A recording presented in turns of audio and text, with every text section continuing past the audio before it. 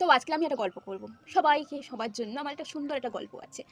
তো গল্পটা হলো, মানে সোশ্যাল মিডিয়াতে সবাই বলে নিজের গল্প, তাই আমি আজকে একটা সুন্দর গল্প করব। সেটি গল্পটা হলো, আমার বাবা মা একদিন মিশরে ঘুরতে গিয়েছিল। ওই ভালো কথা তিকোনা তিকোনা যেটা সব থেকে মাঝখানে, ওখানে গেল, গিয়ে পুরো নিচে চলে গেছিলো। এবারে মিশরে গিয়েছে হানিমুন করতে, ঠিক আছে, করতে গিয়েছে।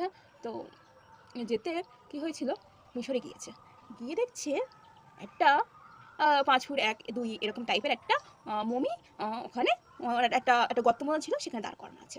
বেশ একটা নয় নয় সাদা কাপড়, ওই একটা গজের কাপড়, যেটা মানে খুবই নোংরা পড়ে যাওয়া গজের কাপড়, এই যেরকম গায়ের রং এরকম গজের কাপড়, এরকম মানে এটাই এরকম পরে আছে। তো বলল যে এই মমিটা কেন এরকম আছে? বলছে এই মমিটা খুবই মানে ওই যে কোনো একটা কিছু একটা বলেছিল। তো যাই হোক, এবারে আমার বাবার কি হয়েছে, মমিটা না খুবই পছন্দ হয়েছিল বাবা মায়ের।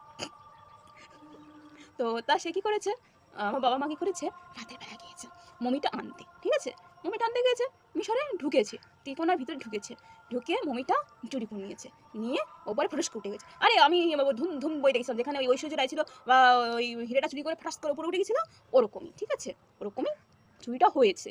আরে খবর টবর তোমরা কিছু দেখো নি? আরে পুরোনো হিস্ট্রি খুঁজে দেখবে, পেয়ে যাবে। হ্যাঁ, তারপরে আমার বাবা আমাকে এখানে আনে, মানে এখানে না, মানে আমি বলতে চাচ্ছি আমার বাবা মা আনে। তারপর আমার দাদা হয়, ঠিক আছে, আমার দাদা কী করে, আমি যেহেতু মমি, ঠিক আছে, আমাকে তো নানা রকম ইঞ্জেকশন দিতে হয়, তাই আমি এখনও ইয়াং আছি, আমি আমার দাদাকে দাদা বলে ডাকি। আমার দাদা 29 28, তো আমি আমার দাদাকে দাদা বলে ডাকি।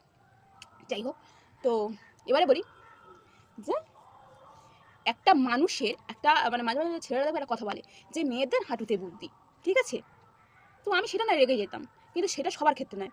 মা সরণীকে অনেক মেয়ে বলে, মা সরস্বতী তো তাহলে মেয়েদের কী করে হাঁটুতে বুদ্ধি বলে?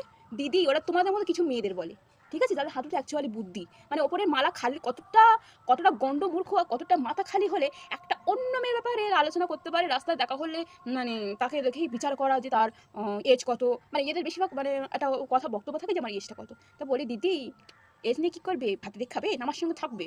ও তুমি গে, নিশ্চয়ই আমার পছন্দ।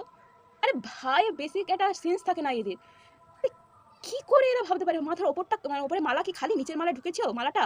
আমার মনে হয় নারকেলটা তোমার হাঁটুতে, আর ওপরে মালাটা খালি। ওটা কি একটা কাজ করো, ওটা দেশলাই মিলে জ্বালিয়ে দাও তোমরা। আর যাদের বলছি তারা এটা সত্যিকার বুঝতে পারছি আমি কাঁদিতে বলছি।